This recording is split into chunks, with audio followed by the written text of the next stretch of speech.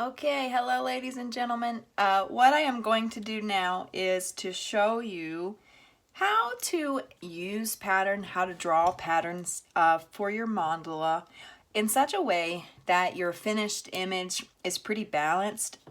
Your patterns are symmetrical in a radial way.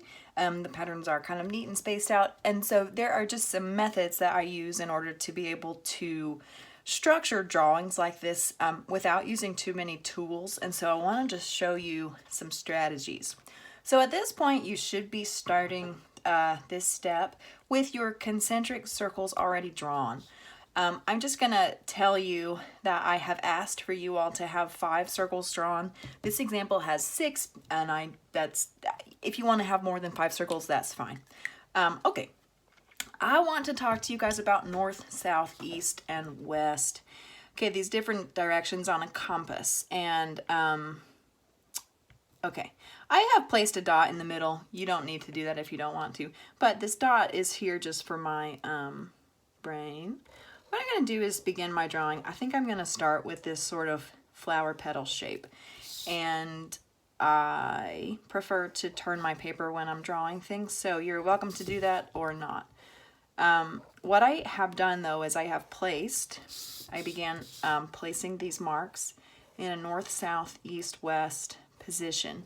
The reason that I did that is because it's a bit easier to see that things are evenly spaced when you're starting small. So I would recommend setting up this center part of your mandala with something that is evenly balanced. Okay, what I can do now is actually use all of these marks, the placement for these petals as points of reference. And so what I mean by that is, all right, it is in fact possible for me to continue my next pattern using what is on the paper already. So what I'm just doing now is drawing straight lines out from the petals. I'm calling them petals, like so. And what I want to point out in just a minute is that, all right, without using a ruler, without measuring these pieces, they look pretty even. They look pretty similar sized and shaped. Okay, if it's not perfect, it is not the end of the world. Just as another reminder, I am using a Sharpie so that you can see what I am doing. I would like for you all to use a pencil. When I am doing this kind of drawing on my own, I use a pencil. All right, now, though, we are looking at patterns and repeated marks or repeated images. Kind of like we were talking about yesterday, you don't need your patterns to be as basic as this, okay? If you're looking at it, you might fall asleep because it's so boring, right?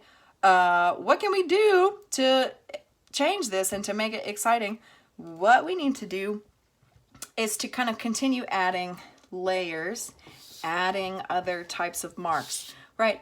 I would really recommend slowly building your patterns. You're starting off with something small, in this case just straight lines, and you're adding to the patterns, okay?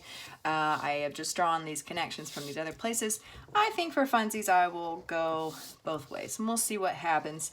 Another thing that I will ask for you to notice is how the pattern really changes when you're adding more depth to it, more layers. And also I'm using all these lines that I've placed before, okay? So I'm able to use these top flower petals to connect to this next layer. Okay, so this is what I have. If I like this, I can keep it. If I don't like it, I can add to it. If you want to add something to this, you can also work from the other direction. So for example, if I want to, maybe I'll add another flower petal.